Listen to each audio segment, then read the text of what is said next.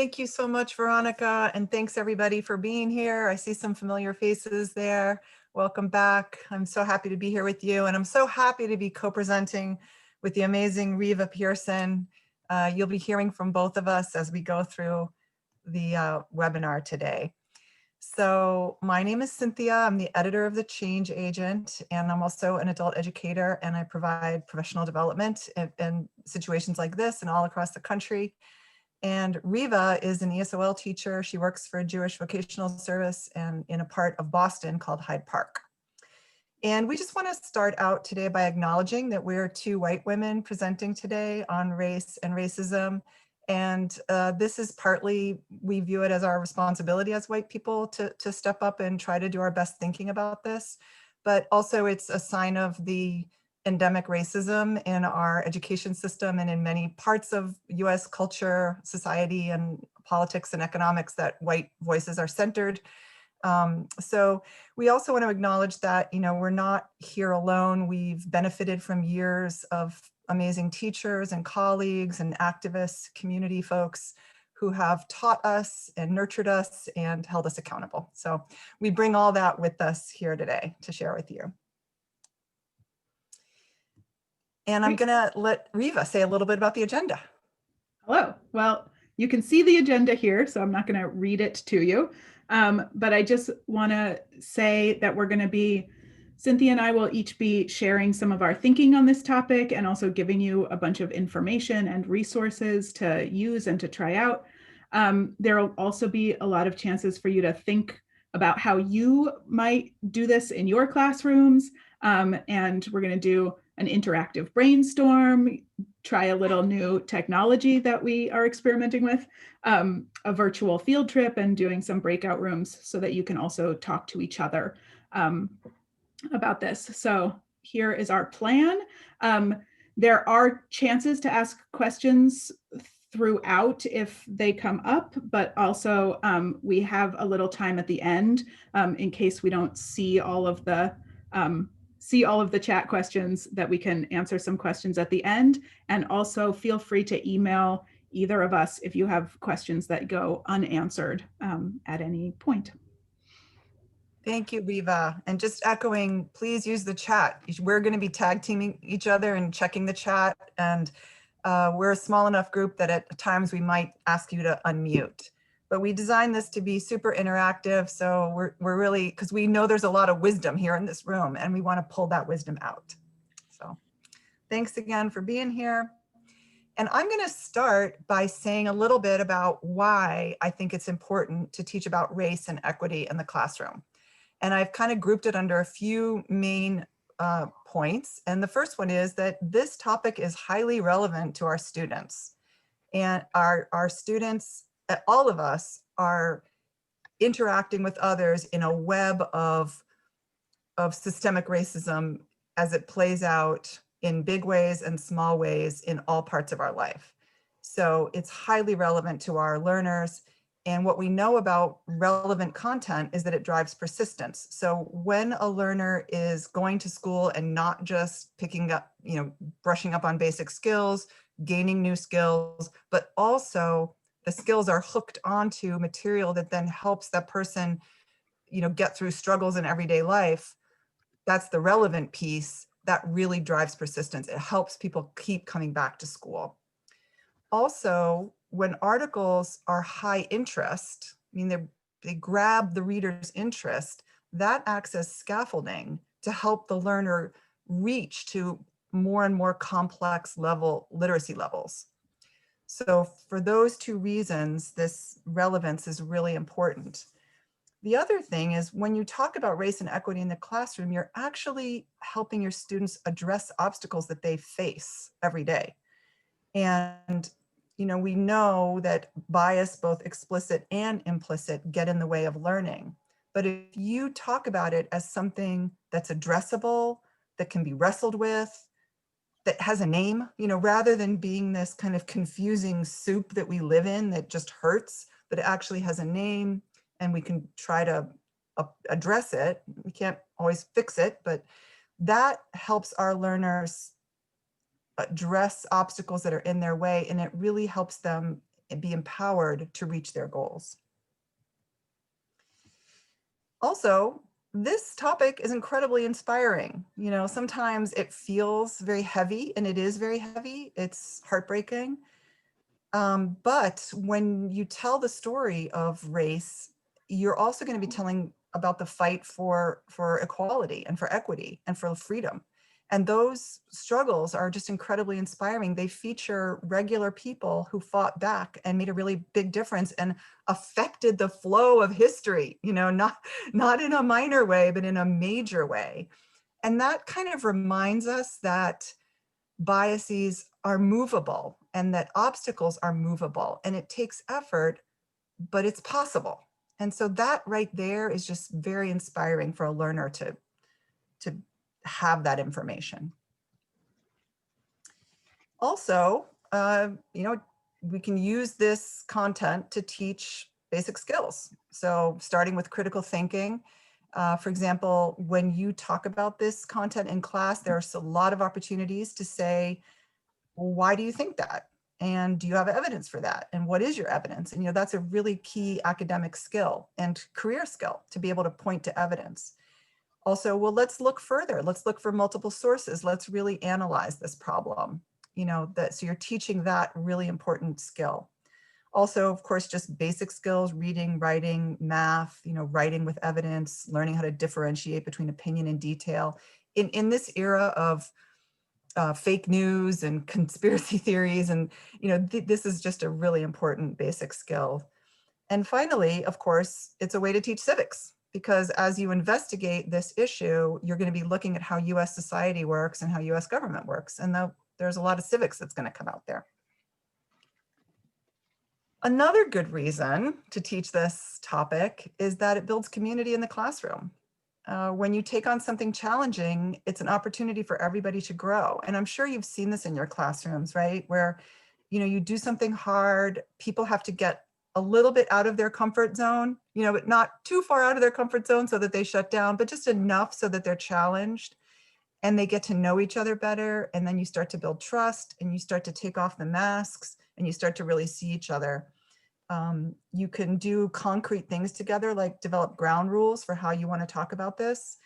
And that is really powerful, because then, you know, you have the group created the safe space to be able to wrestle with these issues. So I think that's a really, and actually I didn't write this on the slide, but when you build community in the class, that is a huge persistence driver as well. People want to come back because they feel like that's where my people are, you know, and when you build that feeling in the classroom, people keep coming back to school. Finally, I want to make the case that it's the ethical choice. So we live in a society where bias is very real and pervasive. And so choosing to address it in the classroom, it really is an ethical choice. But I want to add this important clause here.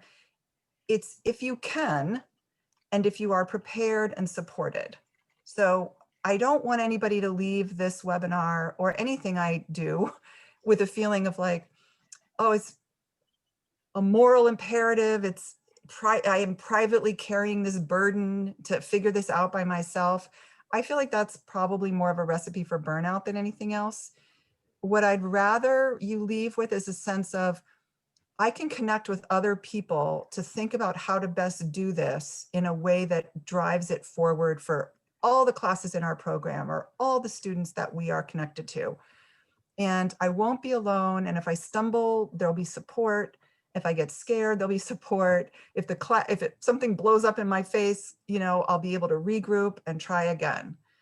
So that is a really important point that both Riva and I want to make here, is that we think that this choice to address these topics in class really matters and can make a big difference. And we don't want you to feel alone doing it. Okay, I have said a lot about, you know, what I and Riva together have developed about why we think it's important, but I wanted to share also some student voices on this. And if anybody feels like reading out loud, I could be possibly about to call on you and ask you to unmute. So if I have any readers here in the room, be ready to unmute. This is page 3 of our Talking About Race issue, which came out a couple of years ago. It's published by the Change Agent. And we did a whole issue dedicated to just talking about race. And we started it with students. This is a group of students, an ESOL class in Arizona, where they had a whole series. They did a whole curriculum on race. And they say in their own words why it matters to talk about race. So I wonder if I have any volunteers, if that's not too blurry, who would like to read any of these. Does anybody want to unmute and read out loud? Should I call on somebody? I'll do it. I see. Oh, great. Thank you so much. Racism in history and today. I first started to hear about race when I came to the US. It is hard to see our community and our people suffer because of race. Racism started a long time ago with slavery and then segregation. Today, racism continues. I turn on the TV and I hear about race all the time. I don't like what I hear. Everybody should have the same rights. Thank you. Do you want to just keep going since we got you? Read the next Sure. Talking about race is hard, but it is also inspiring. Black people experienced many abuses in their lives, but they were strong and fought for their rights. They joined forces. They were brave and they fought for their dreams. They inspire me to be strong and brave and to focus on my dreams. Rosa Imelda Quintana. We need to teach our children to treat everyone the same. We want them to see everyone as equal. In America, talking about race can be risky, but we should do it anyway so that we can all learn to fight racism. Matias Rodriguez. I love that last line. It can be risky, but we should do it anyway. This is coming from an ESOL learner in Tucson, Arizona, whose teacher, brought in a whole curriculum's worth of materials to look at race and racism in the US. And these are what these mostly immigrant students had to say about it, which I just think it's so powerful to hear from students themselves, why it matters to talk about race. So thank you, Mishan, for reading. Really appreciate that. And let's go on to our first interactive moment here. Riva, tell us how this is going to work. Here we go. So we know that talking about race explicitly in the classroom can feel uncomfortable or risky. And we also know from those from the student voices that we just heard that it can also be exciting and inspiring. So we want to take a minute for you to think about what makes you nervous about it, or what made you nervous about it if you've done it now, if you've been doing it now, and but we're starting out at some point, and also what makes you excited about it. So we're going to, Veronica's already done it, has dropped a link in the chat. And when you open, if you click on that link, you will see what you are seeing on the screen, which is a bunch of Post-it notes that you can write your just one thing, what makes you nervous, or and then on the next slide, what makes you excited, and type your comment in and move it into the middle. They will be anonymous, and we are also going to collect them for you to take back with you when you get this slideshow. We wanted to do this for a couple of reasons. One is that we thought it was a cool technique for using in your classes. And also, it's important to remember that you're not alone in doing this work. So now you get to see what everybody else is also thinking. So we're just going to take about 5 minutes to type in and also to read through what you see from other people. So go for it. This is great because they're all anonymous panda, anonymous llama, anonymous unicorn. And make sure to go to the next page too. In fact, you could start on page 2 if you want. There's 2 questions. What are you nervous about? And what are you excited about? This is great. I love seeing all the typing happening.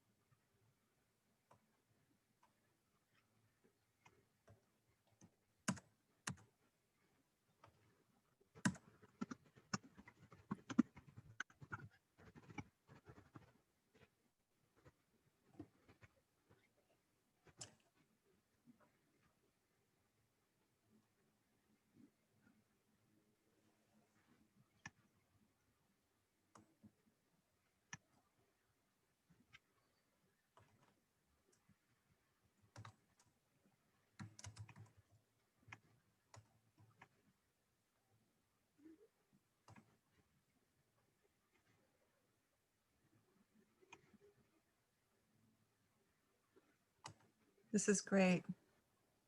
Yeah, we're going to take about 1 or 2 more minutes. So if you have not, you've not gotten to either nervous or excited, I will say there are more nervous than excited. So please do, and just make sure that you're reading them as you go along. And we, like I said, we'll give you access to them also so that you have them for later.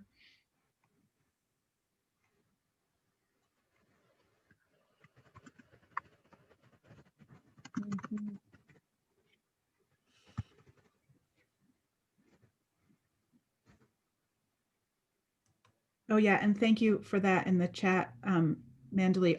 All of the comments are anonymous, so feel free to put whatever you really think. Yeah, thank you, everybody. This is really rich and interesting to see.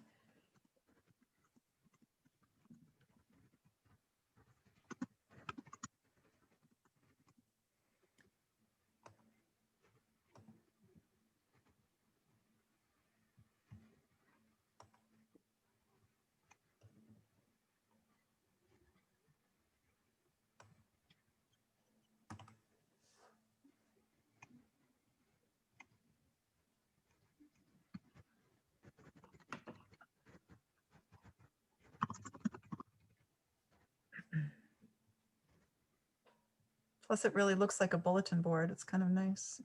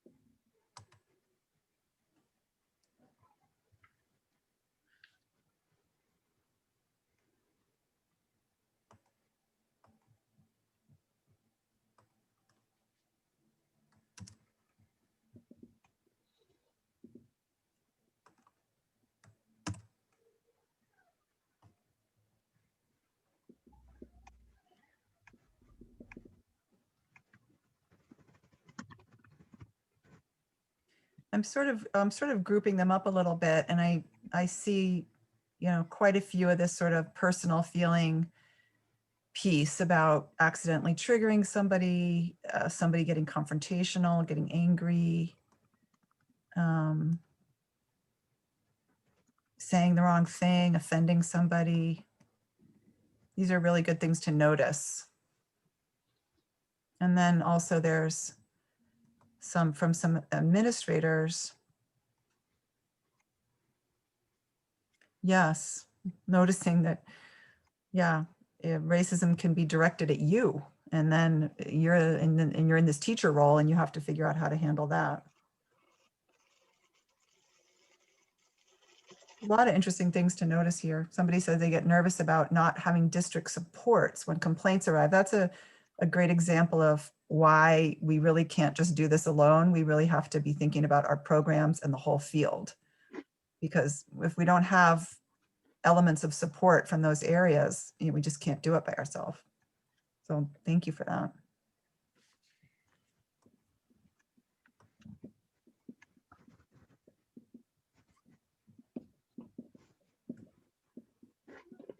There's a lot of good pieces. I hope everyone has a chance to be reading them.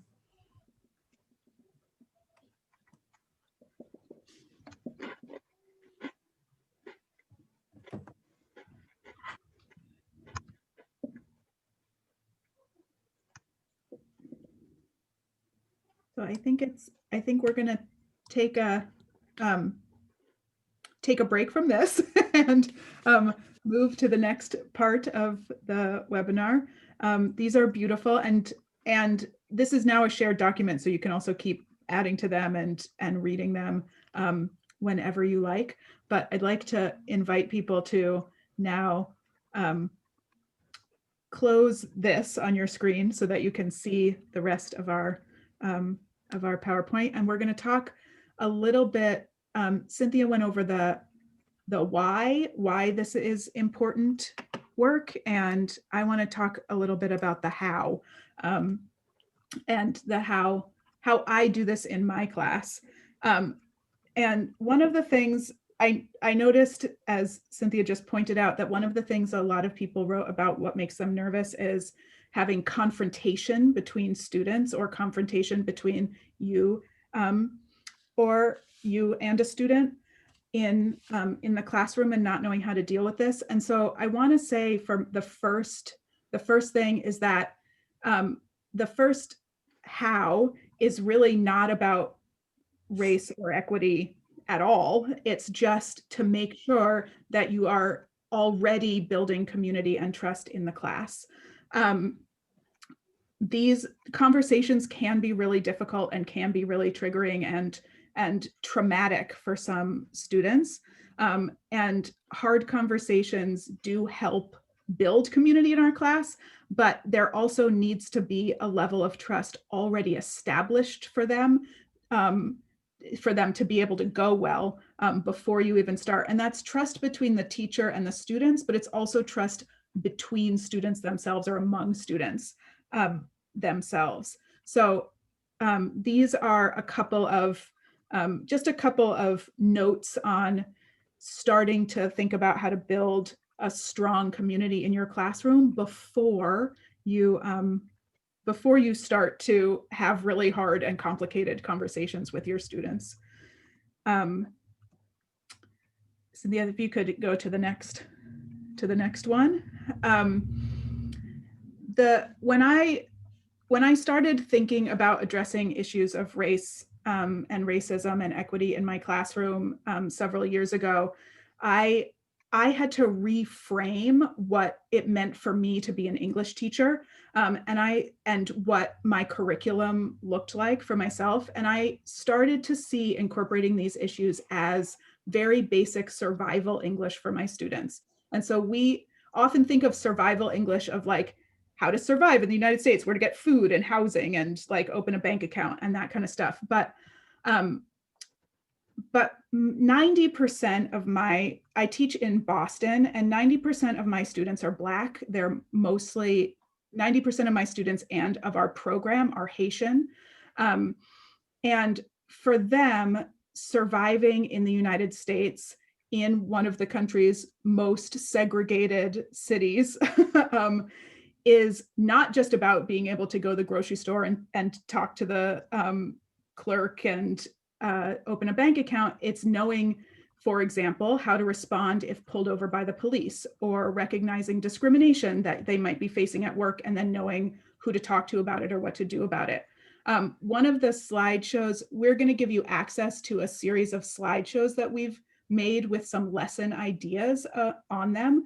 And one of them that you'll have access to is a lesson that I do about how to talk to the police if you get pulled over. And I sometimes follow this lesson with what to do if you get arrested also. And so we watch videos about what to say, both what to say and what to do, like what to do with your hands if you're getting pulled over. We do a lot of vocabulary, like license and registration, glove box, that kind of thing. And in case they get arrested, we also practice dialogues with phrases like, I want a lawyer, I want a translator. And these basic phrases, I see them as a matter of real survival for possible life and death for my students to be able to communicate with a person holding a gun.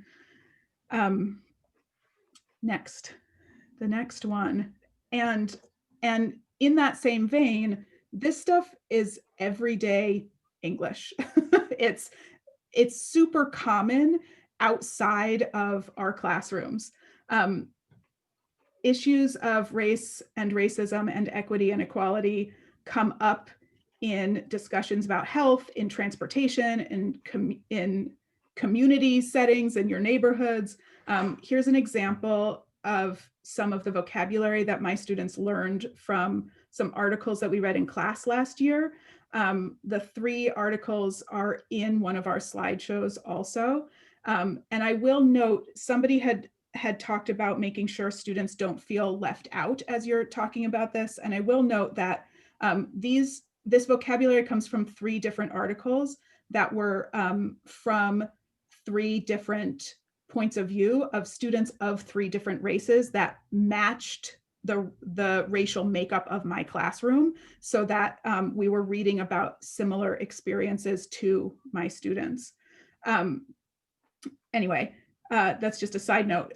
If you hold on one second, Cynthia, if you look at these words, they're really pretty common. And if any of our students are looking at, are listening to the news, the newspaper, if ICE is coming to their door, which could happen, they're going to need to both understand and be able to communicate using these words. But they're also not words commonly found in textbooks. So this is a project of kind of introducing a new stuff into there. All right, there we go.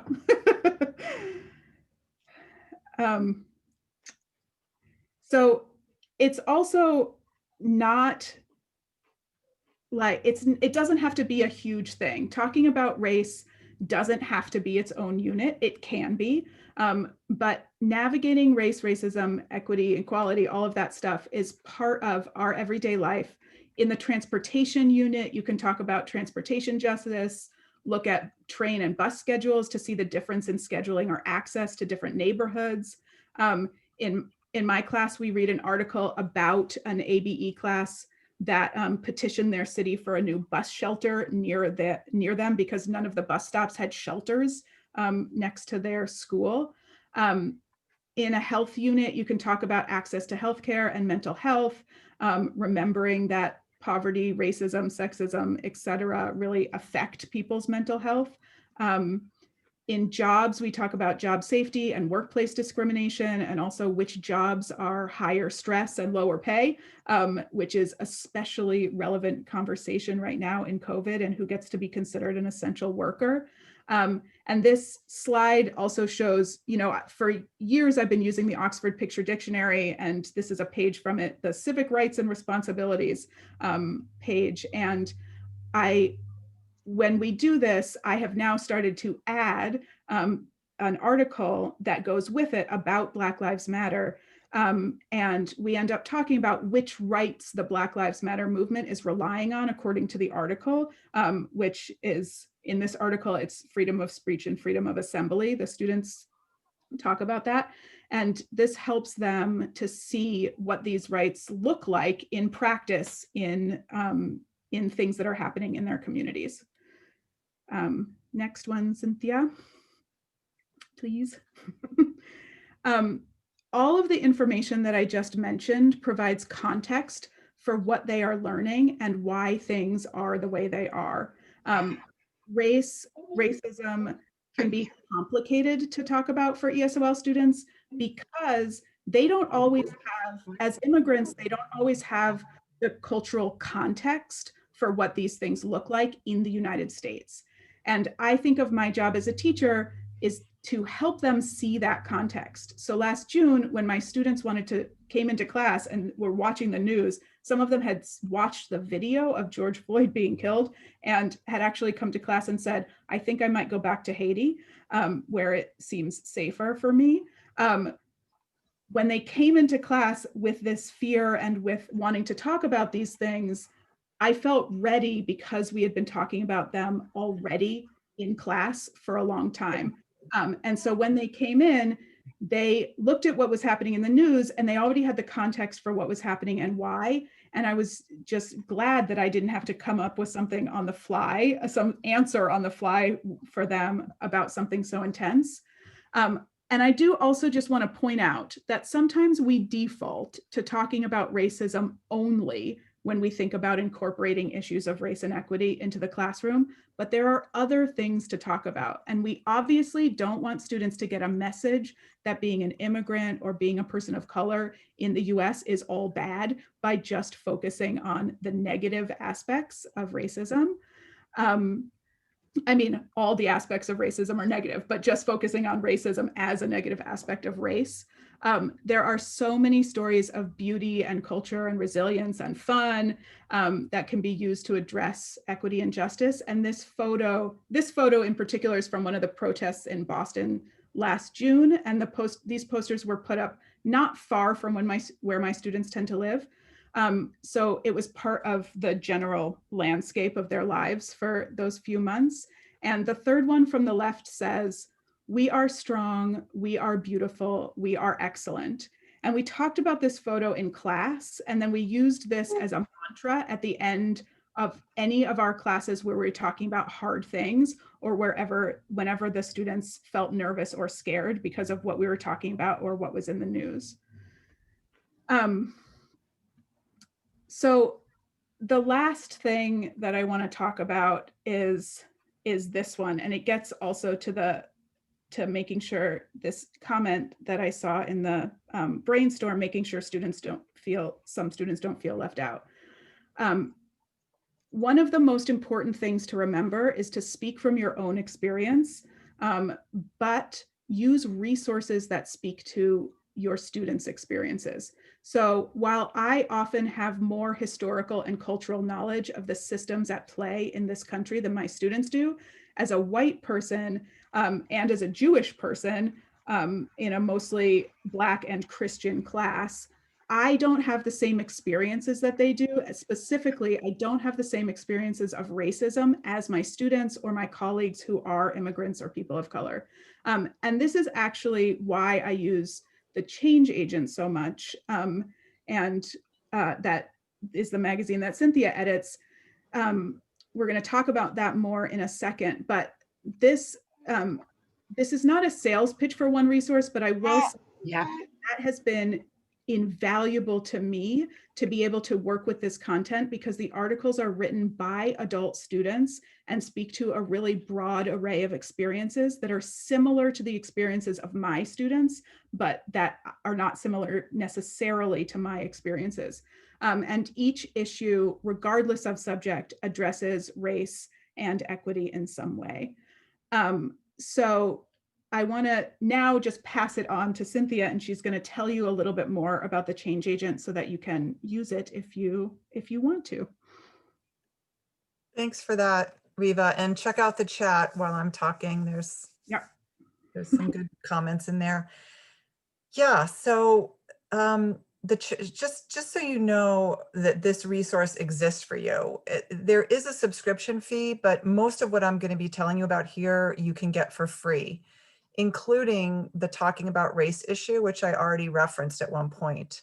So the way you can get the Talking About Race issue is you can go to our top page, which the link is right there, and I can put it in the chat later, and you fill out a form, and you immediately be able to have access to a PDF of the issue and all the extras that go with this issue, as well as the audio versions of the articles, because the Change Agent puts a lot of our articles into audio. So if you're teaching, remotely, this is a really valuable tool to have. Students can listen to articles being read out loud to them while they follow along and read the text. So the extras include all sorts of things, including a whole packet on Indigenous people, and just a rich array of materials that's all available for free from our top page.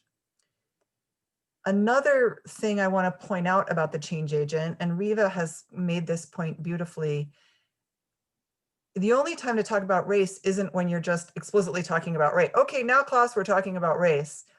I think what we all need to be doing is infusing a racial justice perspective into everything we do. So if we're talking about technology or food or health or transportation or fashion or anything, we need to make sure that we're bringing in a lens that surfaces the way race is important in that context. So for example, in our transportation issue, we had an article about transportation justice, which brought up not just race, but other equity issues.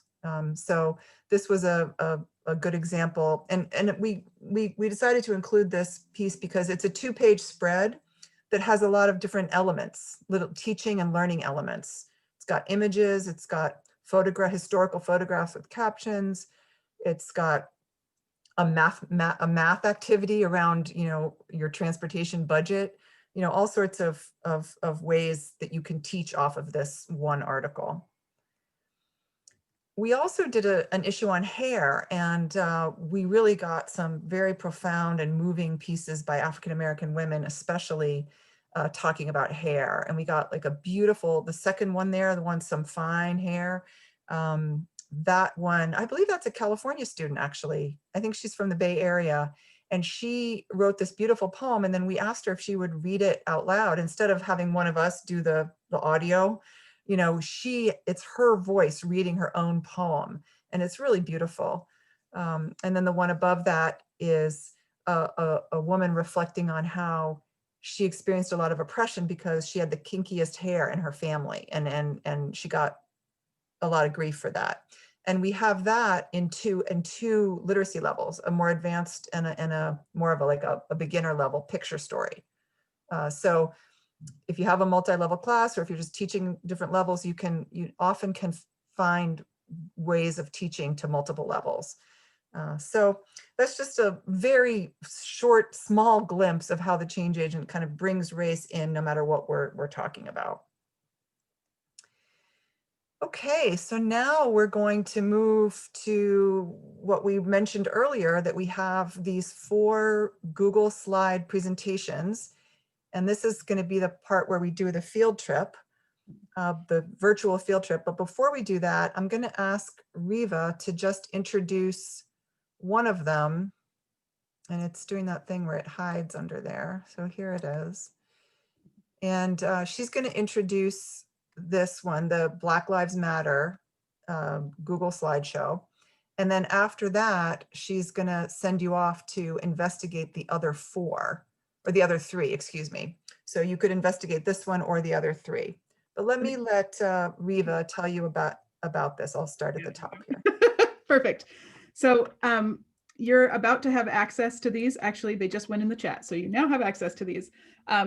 These 4 slideshows that Cynthia and I have created, they are they're lesson plan slideshows. They're not complete lesson plans. So as a teacher, you'll be able to sort of add your own connective tissue to each of these activities, but there are different kinds of activities and references and resources in each one.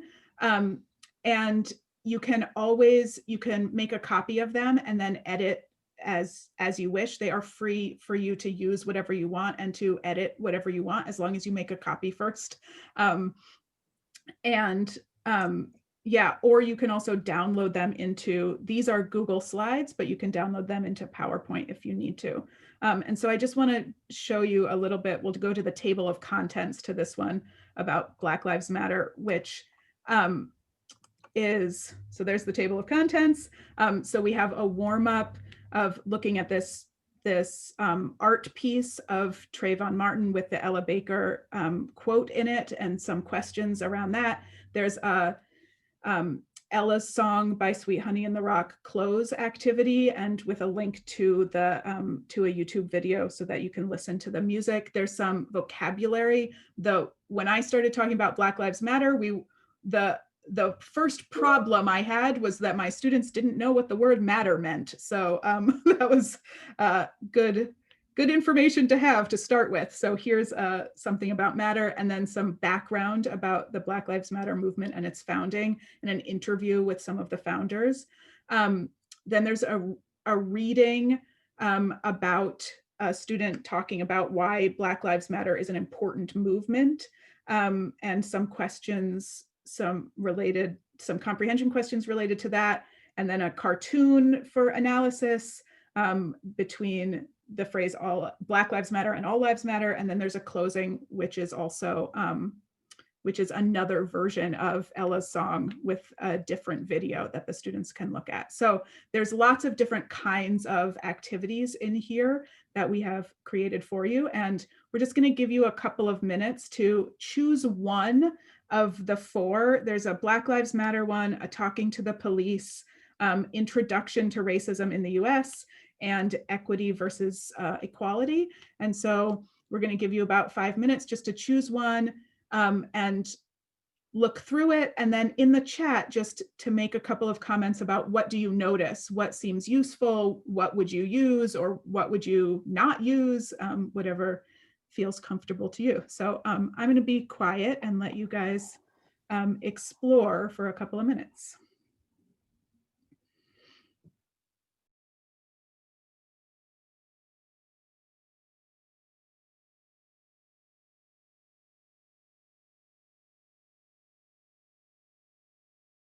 Oh, I do want to note that I teach a high intermediate class. And so the ones that I created are that level.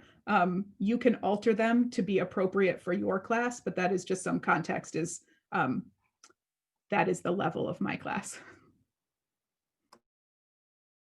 Thank you, everybody, for taking the time to explore. I went and looked at each of the 4 sets of Google Slides, and I saw anonymous people lurking in all of them. So I was so pleased that you found, somebody found their way to all of them. That's great. And so of course, you can take your time. Hopefully you have it open, just keep the tab open. And of course you'll be getting these links later. But please keep exploring, keep looking. I already see in the chat, people are already sharing it with their fellow ESL teachers. That's great. I said to Yulene, don't waste any time, just get it out there. It's awesome to see.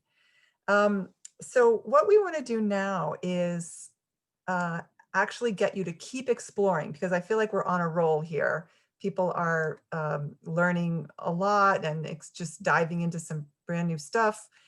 And instead of just leaving it at that, we want to put you in breakout rooms to just discuss it further with each other. And maybe you can, whoops, I went to the wrong thing. I wanted to go to the next slide, which is this one. Can everybody see this okay? Cynthia, you're no longer sharing your PowerPoint. Oh, okay. Something always happens, right? I'll get back to it in a second here. So we're going to go into breakout rooms of about 4 each. And I think Veronica's going to help me get you all in there. And while you're in the breakout room, if you would just keep these questions in mind, what strategies would you use for instruction? And what strategies would you use for hard conversations in the classroom? So hopefully we've dipped into this enough that it's kind of got the juices flowing, and you'll have some really meaty conversations in the breakout room. Then when you come back, we're hoping to get notes from you. If somebody wants to type notes, and that would be easy to then drop them into the chat, which would be great. Or if you want to unmute and share some notes verbally, we can type them onto the screen. So I'm going to ask Veronica to go ahead. Are there any questions about this before we send you off? Okay, yeah, pretty straightforward. Just talk to each other about these 2 questions and then come back and tell us what you came up with. So it's going to be about 8 minutes that you're going to be in the breakout rooms. You'll get a warning when you're about 1 minute away from being finished. Okay. All right, see you all in about 8 minutes. I think people are back. Yes, they are. All the rooms are closed. Oh, great. Do you want to facilitate this part and I'll take notes? Sure. Great. So yeah, welcome back. I hope you had some good conversations, and we just want to get a feel for what you talked about and try to come up with a few strategies for both instructions and for instruction for teaching, and also strategies for hard conversations. If people want to unmute themselves, you can, and Cynthia will type your comments into our into the slideshow. And if you want to put comments into the chat, that's also good. And I can read some of those out. Yeah, Cynthia, just put in the chat. If you have type notes, please put them in the chat, and then we'll compile the whole chat also and put it onto the slideshow so that when you get the slideshow, you will have all of the strategies that your fellow teachers have talked about. So I can't actually see you all. So if you have something you want to add, please just unmute yourself and we'll trust each other not to talk over.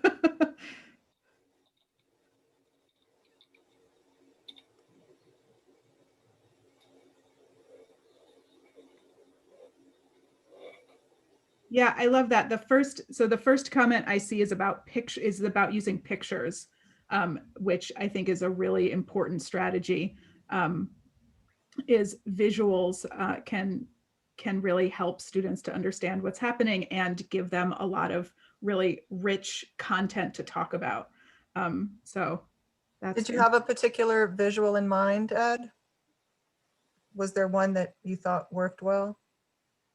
We first started with equity and equality, and it was the baseball stadium picture. We thought that was very thought-provoking. It was easier to understand, and then we were provoked. We went all the way to talking about who those crates are, what do they represent, and they represent adult education. So and then we went into consortium funding with equality and equity. So just that picture gets us just thinking about other things. So that was the baseball stadium photo. With that photo, I always think of, and to take it even one step farther, or one step further, why don't they end up in the baseball stadium with everybody else? So there's also that, they're still on the outside, even though they can all see. So yeah, that it provokes a lot of stuff.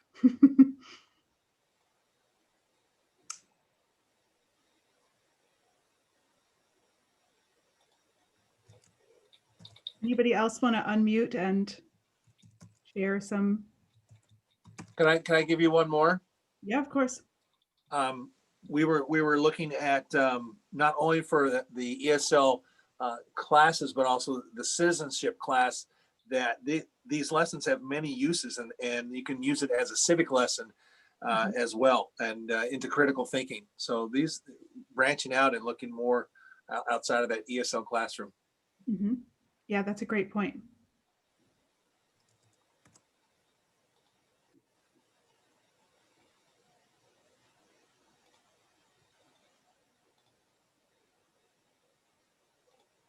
I like the comment. How about knocking down the wall so everybody could get into the ball field? Yeah. I'm sorry, my camera's not working, but it's No problem. I think I looked at the one, the introduction to racism one, and I just think that it's a good. I think a lot of teachers are they're just unsure of how to either broach the subject or how to go about it, and I just really think that was a great way to organize it, and it not only taught the information, but it also vocabulary, because I think a lot of times our students don't know the vocabulary that goes along with it, and they don't understand it. And then it also incorporated ways for the students to interact with each other and give their opinions. So I think that's, I think it was just really well done. Cool. I will tell you that when I have taught interpersonal, institutional, and internalized racism, it is still difficult for my students to accept that institutional racism exists, even after we've done all of the reading and all of the talking about it. And I did a lesson on that in January, and it wasn't actually until they started seeing the protests in the spring that they were like, oh, right, this is actually. So I just want to say that you can teach it, but this stuff does take a long time to sink in sometimes. And so to not, don't be discouraged by that. It'll sink in eventually, but it's still a challenge. Riva and Cynthia, it's Yulene here.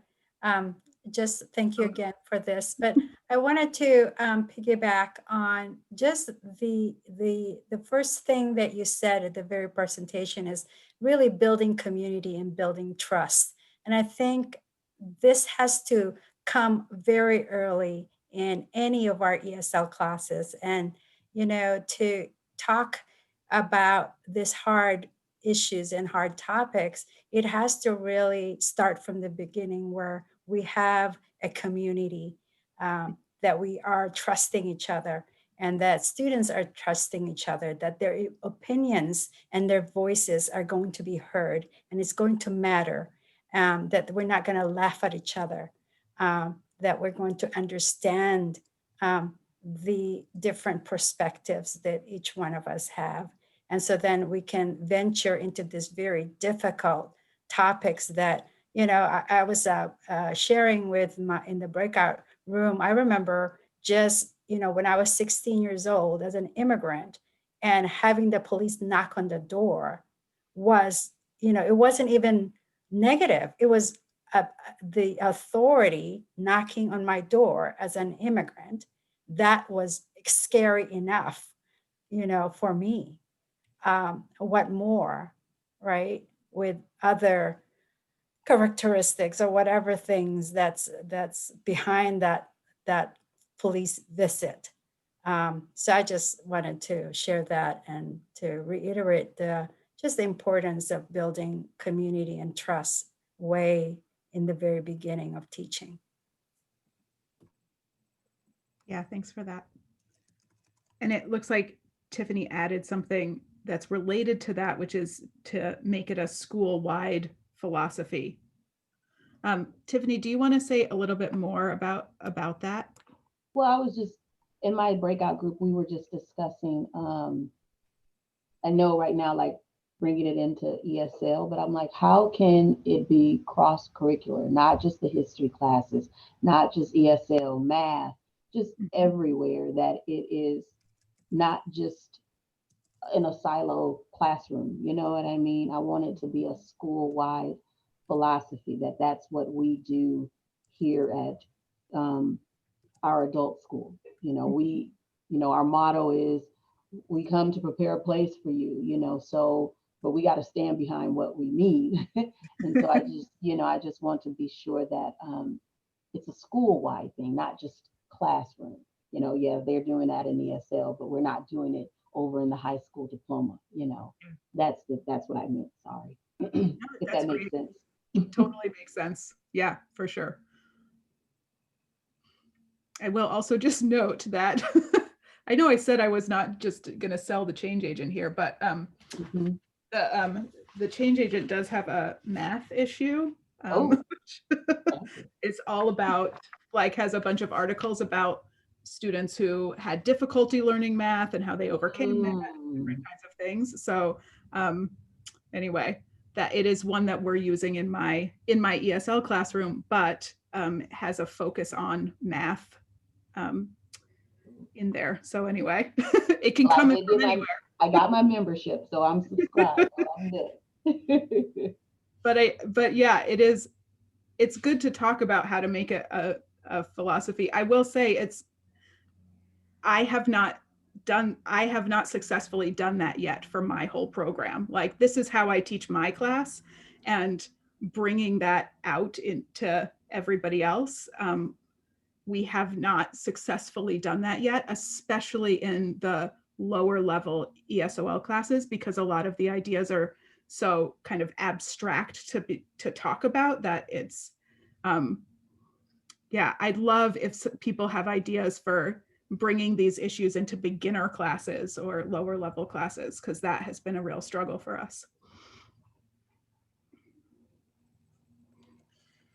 Well, we might want to pause it here and go to the next slide. And we want to end with enough time for Veronica to be able to make some closing remarks. So should I go to the next slide, do you think? And then people know that we're gonna grab the comments out of the chat, put them in the slides. So when you get these slides, you'll get all the comments. Yeah. Beautiful. And while we're here, Andrea has just written a really important comment into the chat. So I'm just going to read it while we're switching slides, which is having a written working agreement created with the student that governs how we will work and function as a group.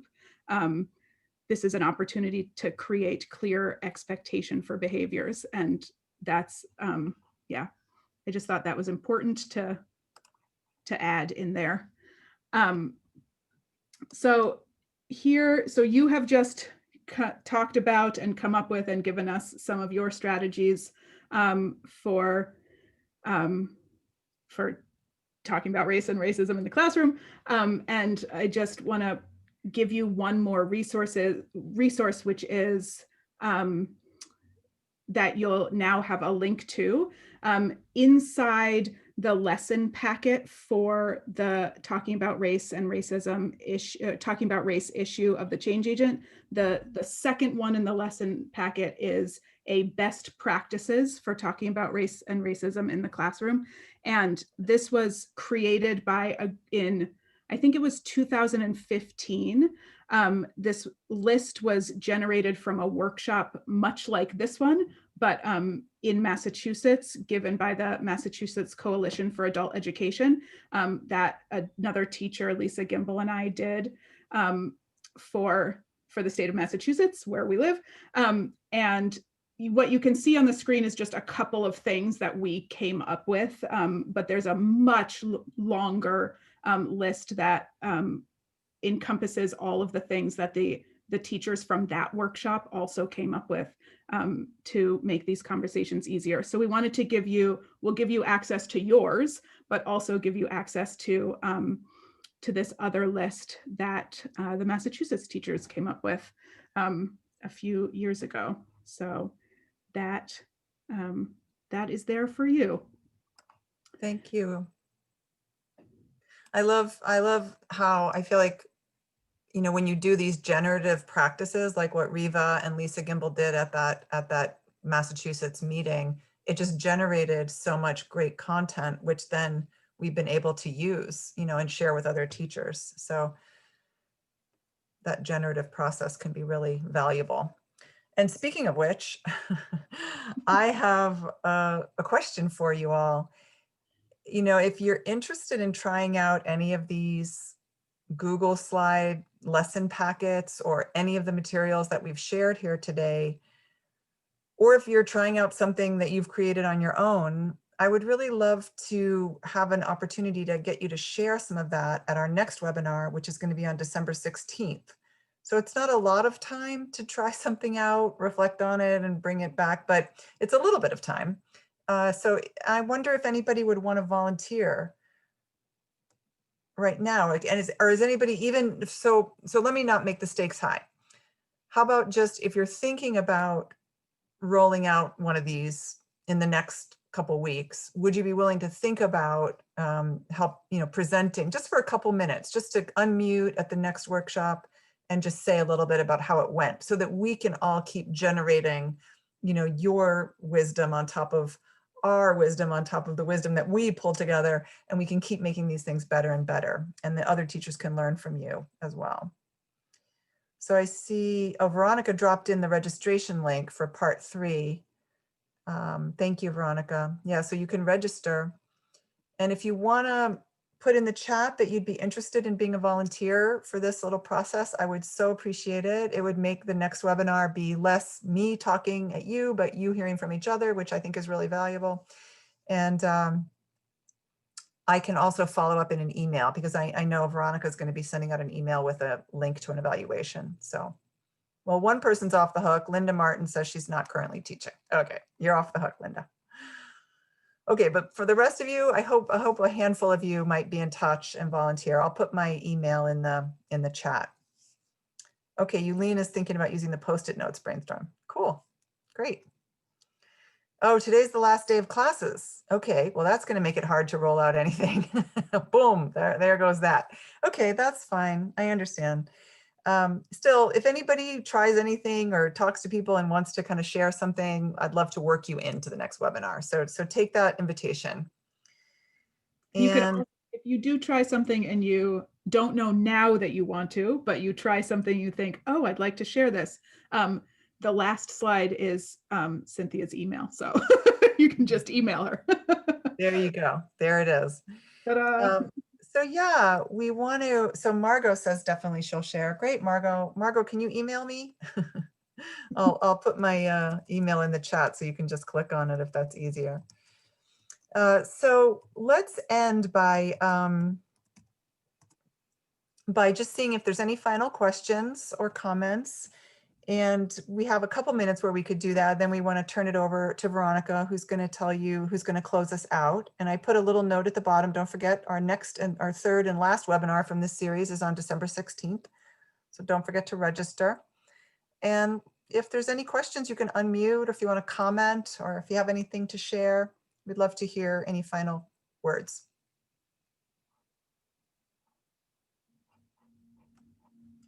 Linda says, thank you so much. It's been great. Appreciate the feedback, Linda. Burr says, very grateful to us. Excited to look at, Crystal says, excited to look at the other 3 lessons. Oh, great, because you only had time to look at 1, of course. So yeah, there's 3 more. Don't forget, you can go to the Change Agent lesson packets. All of our lesson packets are freely available, but not all of them are Google Slides. We only started doing this since COVID, you know. We used to picture teachers handing out a PDF of a lesson packet to people in person, but no more. Great, I see lots of positive feedback in here. Thanks, everybody. Well, it looks like it might be over to you, Veronica, to just yeah, close us out as you see fit. All right. Well, thank you, Cynthia, and thank you, Riva, for today's presentation, along with the resources and the interactivity. It's always great when everyone can have dialogue with one another, as well as practice some of the things that you have provided. So thank you both for that. And thank you to our audience and participants. Thank you all very much for engaging with us this afternoon. We hope that this was a valuable webinar for you all as we continue the series on learning, advancing equity. As we mentioned before, the next webinar will be on December 16th, and that is going to be talking about kind of packaging everything that we've learned from implicit bias to the strategies for a classroom, and then talking about program level changes and moving in that direction. So if you haven't registered, definitely register for that webinar. It'll take place on December 16th at 12 o'clock as well. And let us know what you thought about today's webinar. So we will be providing an evaluation, as you know that we do for all of our webinars. And I will be sharing those results relatively soon with Cynthia and Riva, so they'll know what you thought about today's webinar. And to Cynthia, as she is preparing for the December 16th webinar, the implicit bias webinar evaluation results I sent to Cynthia that she can use, so that she can use the results to kind of incorporate things into today's webinar. So please let us know what you thought about. And then if there are other topics that you would like us to explore as it relates to equity, again, we are continuing this conversation. So once we're done with this series, we are developing other opportunities. So please let us know the different topics and ideas that will help you at your in your programs. And the next thing that I wanted to share was the CDE is launching a racial equity initiative. And so they sent out a letter a couple of days ago, and we emailed it to everyone. It was also posted in the newsletter. They have 2 surveys that is talking about your opinion about different topics as it relates to racial equity and staff and personnel. So definitely feel free to locate that letter, as well as fill out the 2 evaluations. One is for administrators and the other one is for adult education personnel. So make sure you fill out the appropriate evaluation. And then another resources that I wanted to share was, if you missed the implicit bias webinar that was hosted a couple of weeks ago, you can definitely watch the webinar recording on this page. We have the recording listed, the PowerPoint presentation, as well as the resources that were shared during that webinar. So if you happen to did not catch it at that time, you can definitely watch it and then share with others who may not have been able to participate on that particular day. And those are all the updates I have for you all at this time. Again, thank you to Cynthia and Riva for presenting this wonderful webinar with a lot of great resources and talking points, etc. And thank you to the audience for engaging with us. We always appreciate you showing up to our webinars and being actively participating. So thank you all very much. Oh, and we will be emailing everyone with the webinar PowerPoint, as well as the recording and the evaluation. So be on the lookout for that. Veronica, real quick. Okay. Is it too much to ask for the web link to sign up for the next one? Yeah, I'll post it right here. Thank you so Post much. it again. Yes, I'm absolutely. being lazy, but thank you. No worries at all. Here it is again. Okay, awesome. Thank you so much. You're Thank you. welcome. All right. Well, thank you all very much for your time and your participation. We hope that everyone enjoys the rest of your day and the upcoming weekend. All right. Bye, everyone. Thank you so much. This was really, really fun. And thanks for letting us share your space for this hour. Absolutely. Yeah, Anytime. thank you for anytime. hosting us, Veronica. Yes, absolutely. Thanks everybody for participating. You're All welcome. right, everyone. Have a great day.